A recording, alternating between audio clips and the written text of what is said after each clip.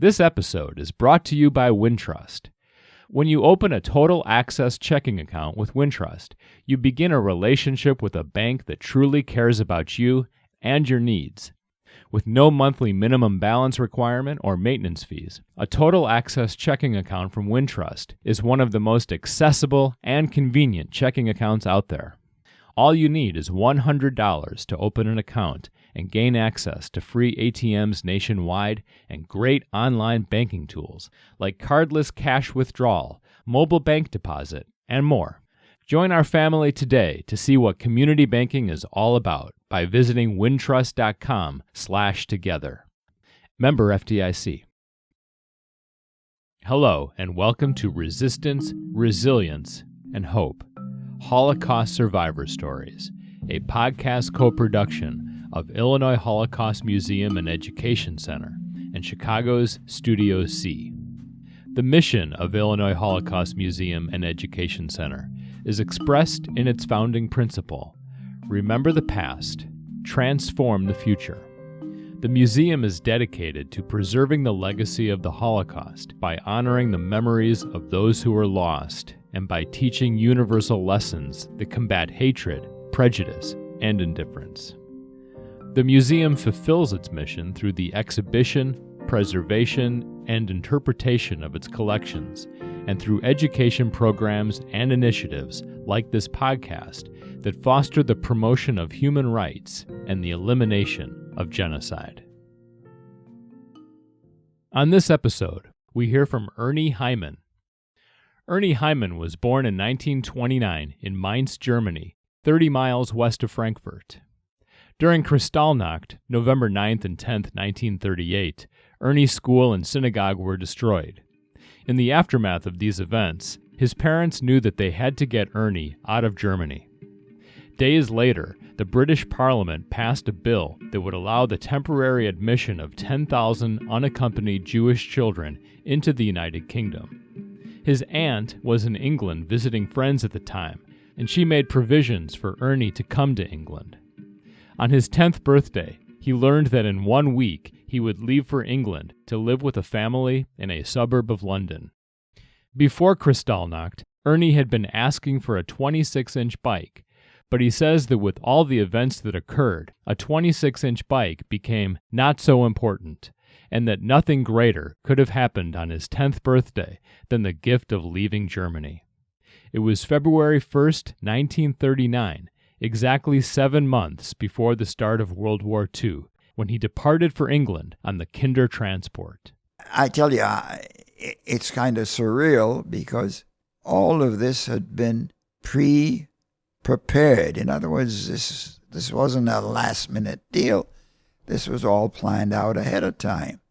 They knew that England was an island surrounded by the sea, and across the channel, Germans. In 1943, Ernie Heimann came to Chicago, where he would eventually enroll at the Illinois Institute of Technology. He was drafted into the 101st Airborne, serving out the Korean War at Fort Benjamin Harrison near Indianapolis. Ernie made a career as a material manager in the furniture industry, and between he and his second wife, Rosalind, has 4 children, 5 grandchildren, and 3 great-grandchildren. We spoke at his home. To begin, I'd like to ask, how would you describe life in that first decade of your life, and how do you remember your mother and father and brother at that time? You, of course, realize that memory in the early years of your childhood is very vague and maybe impossible to remember. I do have vivid memories starting at about the age of 3, which coincides basically with the rise of Hitler's ascendancy to power in Germany. And at first, we really didn't feel threatened until some of the edicts came down that did affect us. So basically, I had a pretty normal upbringing. The difference being that my brother was thrown out of high school because of an edict, and consequently, in order to continue his education in 1937, the summer 37, he had to move to the USA, where a cousin was willing to take care of him, and he could continue his high school. So I missed him, of course. He was about 8 years older than myself. So my family was a closely knit family. We had relatives all over Germany. My closest relative that lived closest to us was a widowed aunt and her two daughters. They lived in the apartment above us. Others lived, as I said, throughout Germany. We would visit them on a regular basis. And my father traveled. He was involved in a business owned by both my aunt and himself. And what was that business? Unfortunately, now it was tobacco business. We owned a cigar factory and a wholesale distribution of all types of tobacco products. So the Nazis came to power in 1933. You were quite young. Yeah. But do you remember the first Nazi-imposed change in your day-to-day life? And if so, what was it? That, of course, was the edict that non-Aryans, and I repeat, non-Aryans, that didn't mean just Jews, it meant everyone that was not considered to be of the Aryan race could no longer play in the public parks, swim in the public swimming pools, and attend movies at all times. An Aryan being considered someone with blue eyes, blonde hair, and Nordic features. So that left a lot of the population out of the various public activities. And with the edict that you just mentioned and the areas of activity that it involved, did all that come down at once, or was that a gradual? No, the first edict came down at once. So big deal. I mean, we couldn't swim in the river in the public pools, so we found other spots in the river that we could swim unsupervised. The parks, well, that of course was a disappointment. When I was 5, I was enrolled in a Jewish parochial school attached to a synagogue, so we had activities there, so that compensated for these things. Yeah. As the 30s progressed and leading up to Kristallnacht, what are some of the things that started to change beyond those edicts? Well, the 1937 edict, which prevented any Jew from attending public school higher than grade school, affected not only my brother, who was in the middle of his high school education, but Jewish teachers, Jewish professors, the whole gamut in the educational system. They were out of that system just like that. And prior to November 1938, would you say that during these years you personally felt a sense of threat or menace? Or did you just feel like these were things that were being stripped from your day-to-day rights and livelihood, but you weren't necessarily feeling under threat? Well, number one, they were stripped, no question about it. Number two, the threat was depending where you were at. And the reason I say that is I lived a block and a half from my school. So it was a straight shot home, and I would get home not lingering in order to avoid any Hitler youth who were out looking for someone to bully.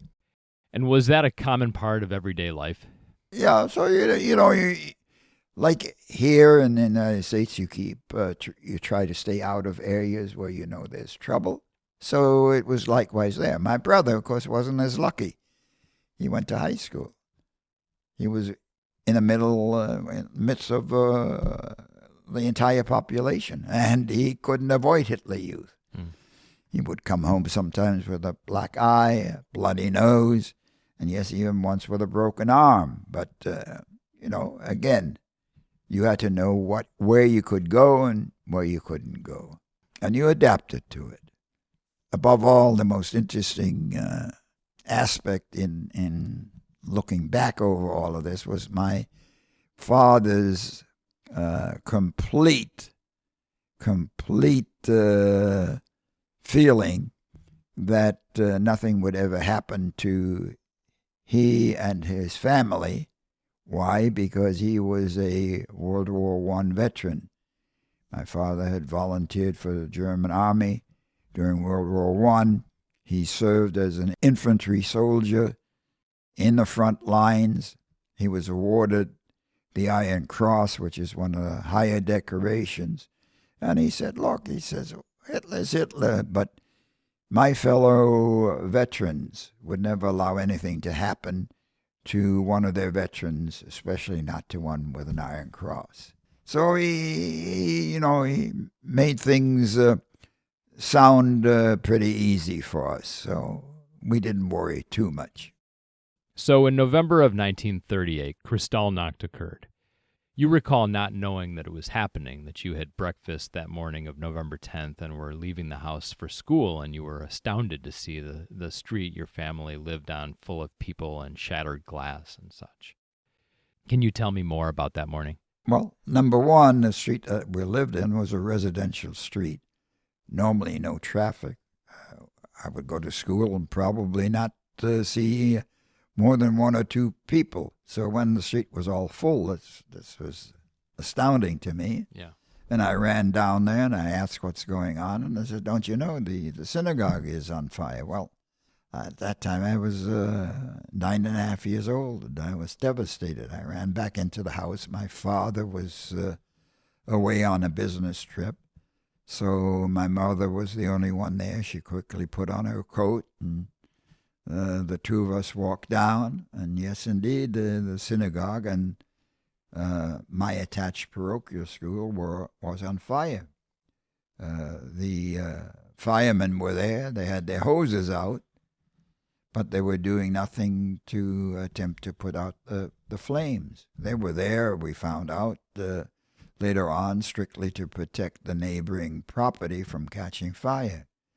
So devastated, we went back home, realizing that catastrophic event was occurring. We locked the doors, drew the blinds, and at that time the only means of communications was either land telephone or radio. So we turned on the radio and we found out what had been happening.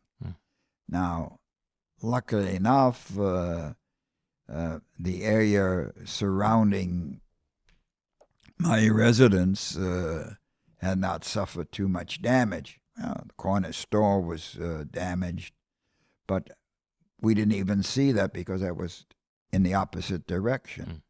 So that's how we hankered down. We got a call from my father, and he told us that he is not going to be able to get home that evening as expected, because friends of his advised him it would be unsafe to travel, and they were going to take care of him overnight, so he would be back the next day.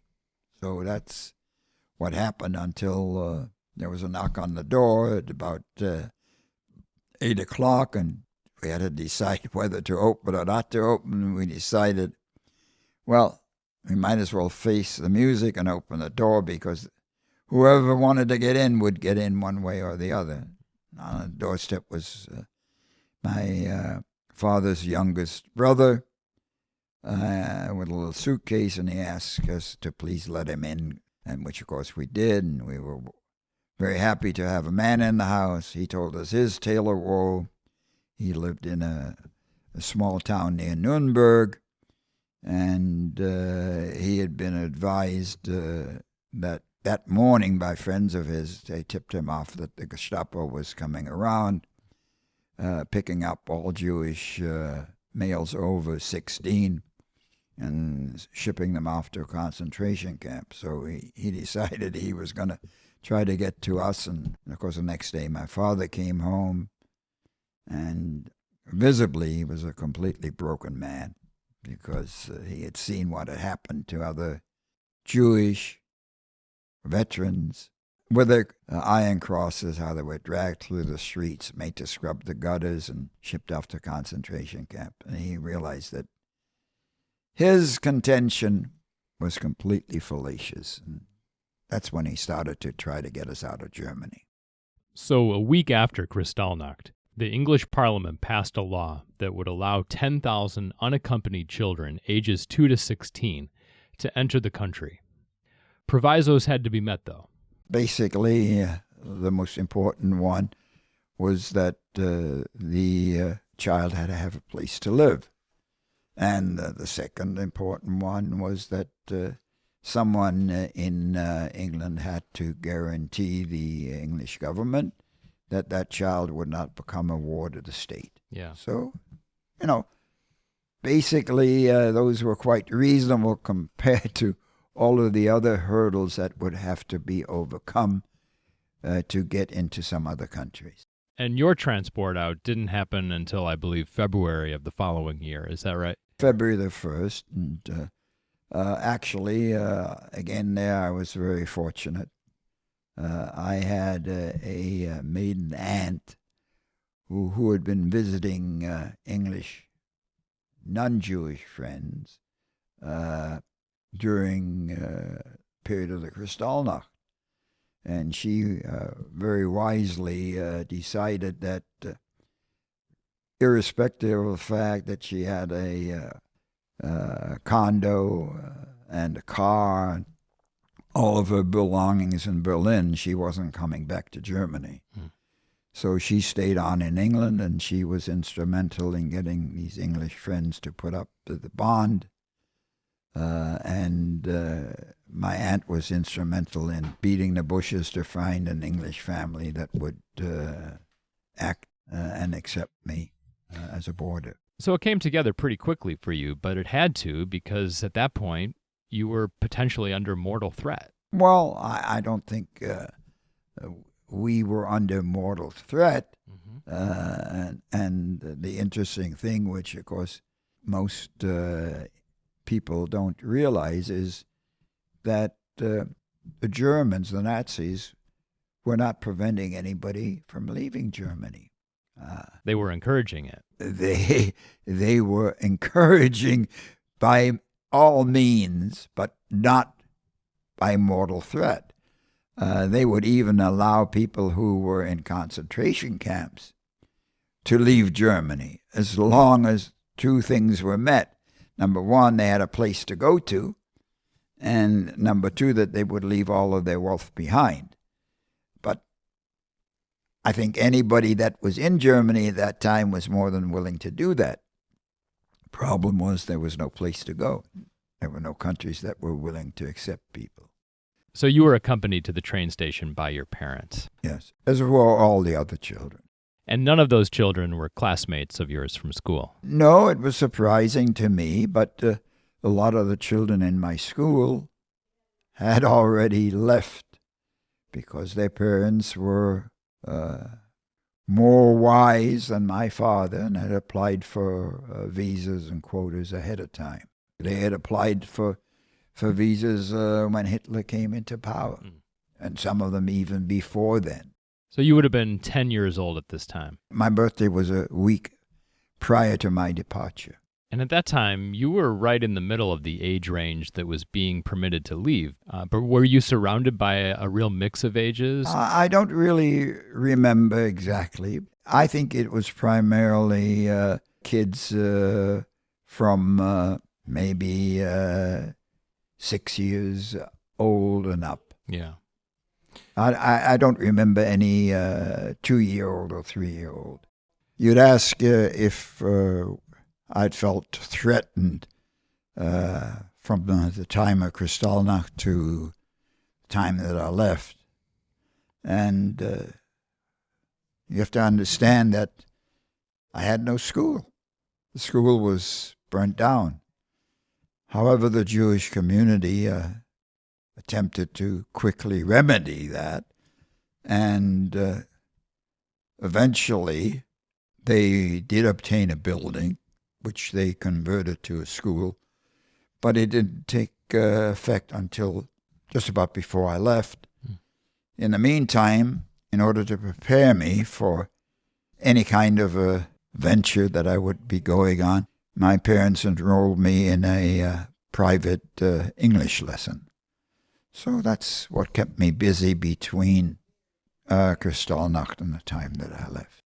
And at the time of that first lesson, did you speak a word of English? No. Yeah. And at the time of the end of my lessons, I was very proud that I could recite Little Red Riding Hood by rote. I could say yes and no and please and thank you, but that was the extent of my English. So your parents took you to the train station and you said goodbye to them, and that was the last time you ever saw them.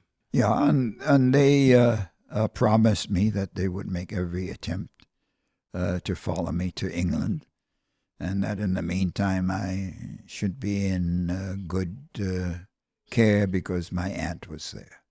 Yeah. And did you have a sense of the gravity of what was happening, that this was a major turn in everyone's life? No, as a 10-year-old kid, it was an adventure in a way. Here you were on a train, heading for England, having the assurance of knowing, though, that your aunt is going to be there. So that was an assurance which many of the kids didn't have. And the train was accompanied by German Quakers who had gotten permission to accompany the train up to the border. And they had worked things out pretty well. They took some of the older kids and made them chaperones, so they kept us busy on the train. And, as a 10-year-old, you don't think too extensively of the events that are occurring around you and what the future might hold you. Speaking of that, this is 7 months before war broke out. Did you have a sense that war breaking out had an inevitability to it? I had no sense at all. And as a 10-year-old, how much did you care? In England, we started to care because by the summer of 39, it was pretty much understood that war was about to come. And the entire population was prepped for war. The English were very much concerned that the Germans might bomb London, quite possibly with poison gas. So they issued gas masks to everybody. So, 10-year-old kid, gas mask, and told how to use it and to be prepared. Told that in case war broke out, we'd have to report to our schools because we would be evacuated as a school to the countryside. So yes, that started to become prevalent and well understood in the summer of 39. Upon arriving in England, what happened? I mean, how quickly did you find yourself in a school and settled?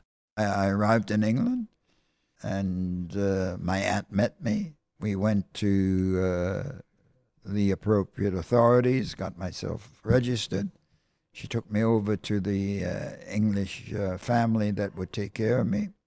Immediately enrolled in school and in religious school. And I started living basically a normal life. The family had kids of their own, a boy my age and a girl 2 years older. So it was normalized. And as a 10-year-old, you picked up the language real fast. So within a month and a half, I was able to communicate quite well in English. And by the time war broke out, I could speak English perfectly well. Were there other Germans in your class who had done the same thing? No. No. Interesting. After the war, and well, just recently, I became aware of the book, The Children of Willesden Lane. And I began to realize that this was about within less than a mile, within about a mile of where I was living. Possibly they worshipped at the same synagogue, although I doubt it, because I would have known about it. But so here there were other German kids close by, and I didn't even realize it. So I was completely immersed in English community and surrounding. And how did your life change once the war broke out in September 1939? Well, the war broke out, and the English took the precautions, all kinds of precautions. And first thing that happened is I reported to school, and we as a class were marched to the train station. We as a school were put on a train. Train went north, stopped at a place called Northampton, England, which is in the Midlands of England, and told to get off. So I got off. Whole school, 300-odd kids. So we were divided by classes, and teacher and us were marched off to the area where we were going to find our quarters. Happened to be a street called Agnes Road. And the teacher knocked on the first door and said, "Mrs. Smith, kids from London are here. You said you have room for two. Here's two." And so 2 kids went in there. We got to 12 Agnes Road, and Mrs. Swallow opened up the door, and she had room for 3. So the 3 of us, myself and the 2 kids from my English family, were put there. So that's what happened. Just like that. And there were shifts in which you were educated. Is that right? I tell you, it's kind of surreal because all of this had been pre-prepared. In other words, this wasn't a last-minute deal. This was all planned out ahead of time. The English kids would go to school from early in the morning until noon.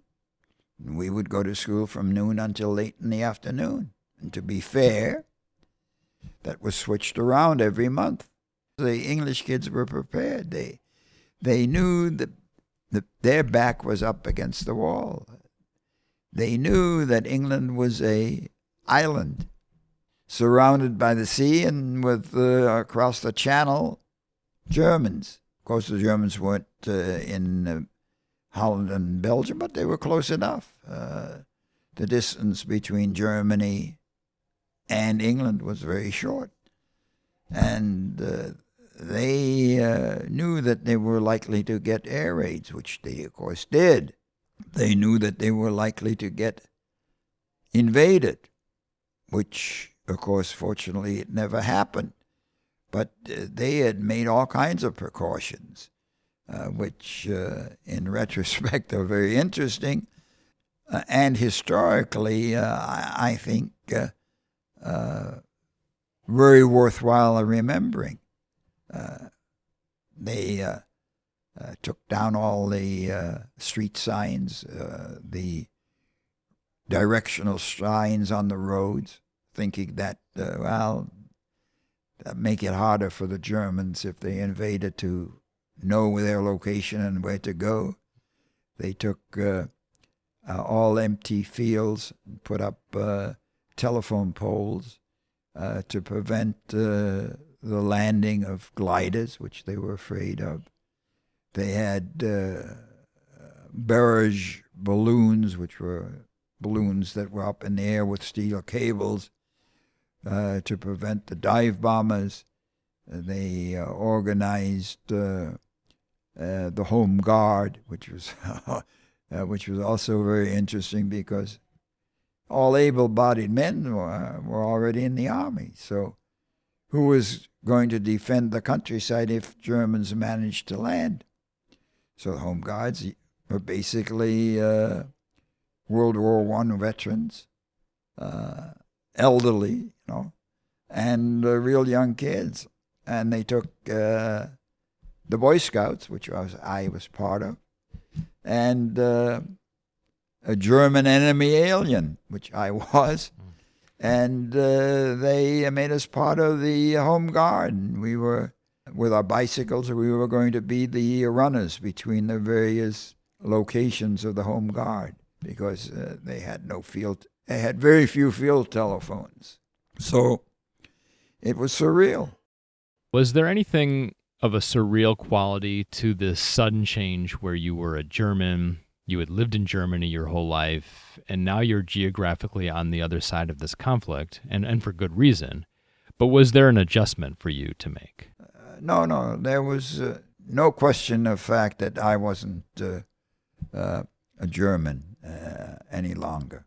The English kids accepted us completely. So, I didn't have any problems. And likewise, the older kids didn't, because of the fact is that as soon as they were of age, they volunteered for the British Army and served during the invasion of Europe and helped no end in intelligence gathering. So you've said that you kids were welcomed with open arms, and in thinking about that, it reminds me of something you've said, which is that you were able to see the brighter side of humanity in these darker days through the Quaker volunteers and the families who took you in, and later in making your passage to the United States. Did you have that awareness at the time? That yeah, I was aware of the fact that I didn't have a yoke around my neck that I had in Germany, where I was not at all welcomed. And in England, they were most welcoming. I don't think I was ever confronted with the fact that I was a German. I was accepted for a human being, and the kids around me were human beings, and they were inconvenienced by my presence or my schoolmates' presence, but they never really let that affect them in any way. As I said, they welcomed us into the Boy Scouts, the Girl Scouts. We went on weekend adventures together. We camped out, and we did everything together. I mean, it was a remarkable society that was forced to act humane because of their common enemy that was lurking at their borders. People really and truly went out of their way, and you ask, on my further adventures, which was coming to the United States, that was due to the fact that my brother had volunteered for the Army Air Corps when Pearl Harbor occurred. And because of that, he was given special dispensation to bring his brother into the United States, regardless of quota. In 1943, September 43, after spending 4.5 years in England, I was given permission to travel to the United States. So my aunt put me on a train to Liverpool. Again, volunteers met me there, put me on the ship that was going to take me to New York, where an aunt of mine was to meet me. I was the only kid on the ship, and most of the other passengers were British seamen. When they found out that I was traveling alone, they made me their mascot, told me to stick by them. They didn't anticipate any problem because no convoy had been attacked for the previous 6 months. And then should something happen, they would take care of me. So 3 days out into the Atlantic Ocean, we had joined a large convoy, over 300 ships. Here we were attacked by German U-boats, Packer U-boats. And unfortunately, the convoy was escorted by little corvettes. All they had were depth charges. So they tried the best to defend the attack, but there were too many subs, and they played havoc. Half the convoy was sunk. Luckily, my ship wasn't hit. And in order to divert the attack, and half of the ships were sent on their original course to New York. The other half went north to be under protection, air protection from Iceland and Greenland. And I ended up in Halifax, Nova Scotia, 14-and-a-half-year-old kid. You have to remember, there was no social media, no cell phones. Only ways of communication was telephone and Western Union. So here we are, off the ship. What did he do? Well, volunteers. Put me on a train to Montreal. And from Montreal, more volunteers met me, and they put me on a train to New York. And lo and behold, when I arrived in New York, my aunt was at the station. She took me to her apartment, fed me, so I had a decent meal, put me on a train to Chicago. Uncle met me at LaSalle Street Station, took me to his apartment. That's how I started my life in the United States. The war was going on. There was rationing here, but not the type of rationing that we had in England. You had your coupon books. You could buy, I think, 2 pairs of shoes a year, but that type of rationing really didn't hit home like the rationing that took place in England. We didn't starve in England, but we didn't have many of the foods that we would have liked to have had because all was being imported, and they had no room to import things other than war material. Mm-hmm. But and got here. I got enrolled in high school, went on to college, and started my life. Was it hard to leave England after being there for? No. I looked forward to coming to America to join the remnants of my family, which I know was here. And they were most welcoming, and they made me feel at home. And they compensated for the fact that my parents had not been able to join me. Of course, we didn't really at that time know what happened to them. But we realized that nothing good had happened because we hadn't heard from them. And were you ever able to get any definitive information about what did happen to your parents and any other parts of your German family? Definitive information depends what you mean by that. We were fortunate enough to get a copy of a postcard that, for some unfathomable reason, the German census is allowed to go through. It was a postcard that was sent by my mother in early April of 42 to a distant cousin who lived in Lisbon, Portugal. The reason that it went through because Lisbon was neutral. But the content of the postcard surprised us that the German census allowed it to go through. It told my cousin that my mother and father had been deported to a place called Piaski, which is near Lublin in Poland, that they were living under conditions similar to Sukkot, and that was the word used. The German census should have realized what it meant, and that every other day was like Yom Kippur.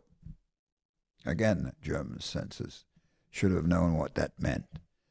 But they allowed it to go through, and they said, look, things are rough over here by us. There is typhoid running rampant throughout the ghetto that we're living in. And would you please send us anything and everything? Clothing, blankets, medicines, food, money, and that we're sure that our relatives in the USA would reimburse you. And that was the last we heard from them. Now, subsequent to that, we tried to find out from the International Red Cross, and nothing came of that search. They just didn't know more than the fact that they had been deported to Piaski, Poland. And we did check with the German authorities when we were on a vacation trip in Germany, and there we found out that there was records that they had been deported. And however, the records stopped once they got to Piaski, Poland. So definitively, we knew they ended up there, and that either they perished in the ghetto of disease, or they were transferred to one of the nearby death camps. And you said earlier your uncle had brought information that people were being deported to the concentration camps. So you knew that. But during the war, what sort of awareness did you have of those camps and what was involved with? Not really too much until the Allied forces were able to enter some of the camps. The information was out there from numerous sources of what was happening, but the Allied governments decided to suppress that information. So in the years after the war, did you talk about your story? No, didn't talk about it. And why? You didn't have the sense that anyone needed to know? I didn't want to really dig up the past. They knew about my life in England, don't get me wrong, but they didn't know my loss of what happened to my parents. It was very painful at the beginning, but after the years and after repeating the story so many times, you realize that that's reality. That's what happened. You see the good that the fact that you're telling your story might have a beneficial effect upon the children and the adults that you talk to. And you realize that it's very important. So it's become very, very easy for me now to talk about it. It's painful at times, but it's not as heart-tugging as it was originally. Originally, I talked from a script, and I try to make the public aware of the fact that the Nazis and their ideologies didn't affect only Jews, but they affected all individuals that were not considered Aryans, of which there were very, very many. The fact that they even killed their own who had mental deficiencies and other deficiencies that they considered had to be eradicated. Do you have a parting message for our listeners? I mean, what's the most important thing people can take away from this conversation? The most important thing from the conversation, I think, is that history is what happened. There is no denying what has happened. And we should learn from history and not repeat history. And because of that, if we learn from our history, we should make progress. Maybe more slowly than is what would be desired, but we should make progress forwards, not to go backwards again. You've been listening to Resistance, Resilience, and Hope, Holocaust Survivor Stories, a podcast co-production of Illinois Holocaust Museum and Chicago's Studio C. If you'd like to learn more about this episode and the series in general, please visit ilholocaustmuseum.org or studiocchicago.com/Holocaust. And please share this podcast, rate it, and subscribe. I'm Andy Miles, and I'd like to thank executive producers Marcy Larson and Amanda Friedemann for their assistance and guidance in bringing this podcast to fruition. Ernie Heimann for his time and candor, and I'd like to thank you for listening. If you're enjoying this podcast series, please consider a donation to Illinois Holocaust Museum and Education Center. Illinois Holocaust Museum is a global leader, pioneering creative and technologically innovative ways to share survivor stories. Their mission is to share the history and lessons of the Holocaust, inspiring individuals to become upstanders and to speak out on issues important to them. Your generous donation will ensure that the museum's critical work continues for generations to come. To donate, please visit ilholocaustmuseum.org/donate or contact 847-967-4821.